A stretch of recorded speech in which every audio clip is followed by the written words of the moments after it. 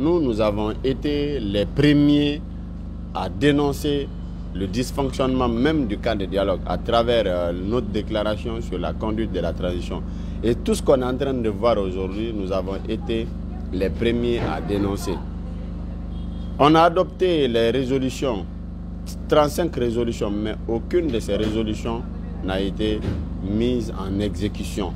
Ça voudrait dire que la transition n'est pas, en tout cas, prête à prendre fin. Puisqu'en réalité, l'année 2024 devrait être consacrée comme une année électorale. Mais très malheureusement, aucune annonce suffisante.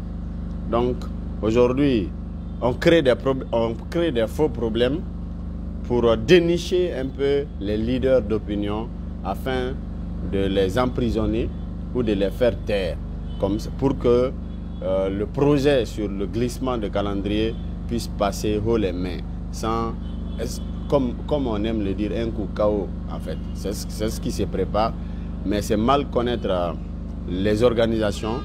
En tout cas, nous, on va mener les combats à tous les fronts et le glissement aussi n'aura pas lieu en Guinée. Et puisqu'en réalité, il y a un accord qui a été signé. Quand la transition dépasse 3 ans, ce n'est plus une transition, ça c'est un mandat. Donc pour nous, c'est inacceptable. Nous connaissons, nous sommes conscients, en tout cas aujourd'hui, du poids de la transition sur le développement socio-économique de notre pays. Regardez la cherté de la vie. Les gens même, ils sont en train de faire regretter le coup d'État du 5 septembre. Le 5 septembre, les Guinéens pensaient que oui, on est libre. On est libre et nos conditions seront améliorées. Mais aujourd'hui, c'est plus pire.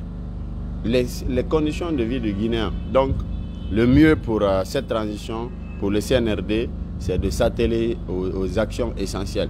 On nous parle de la création de nouvelles communes. Ça, c'est des faux problèmes. Ça, c'est des faux débats.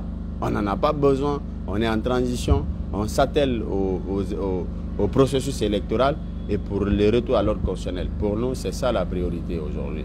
L'augmentation du prix des denrées de première nécessité, c'est un problème aussi provoqué par le gouvernement, puisque le gouvernement, à un moment donné, a signé un protocole d'accord avec les fonctionnaires pour l'augmentation des salaires. Et il était prévu qu'au mois de janvier, qu'on augmente 20% sur le salaire de tous les fonctionnaires.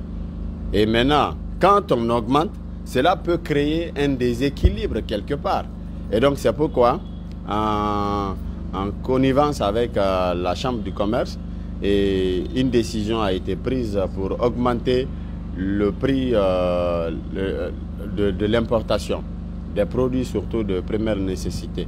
Mais ils oublient que avant cela, avant cette augmentation, le peuple de Guinée tirait le diable par la queue. Mais en même temps, on nous parle aujourd'hui d'augmentation des prix de denrées de première nécessité. Donc ça ne fera qu'empirer la situation, en tout cas de nos pauvres mamans qui sont dans les marchés, des pères de famille qui ont du mal aujourd'hui à joindre les deux bouts. Donc pour nous, le gouvernement doit faire beaucoup attention. L'accumulation des crises, ça provoque des soulèvements à tous les niveaux. Et 2024, et c'est ce qui pointe déjà à l'horizon.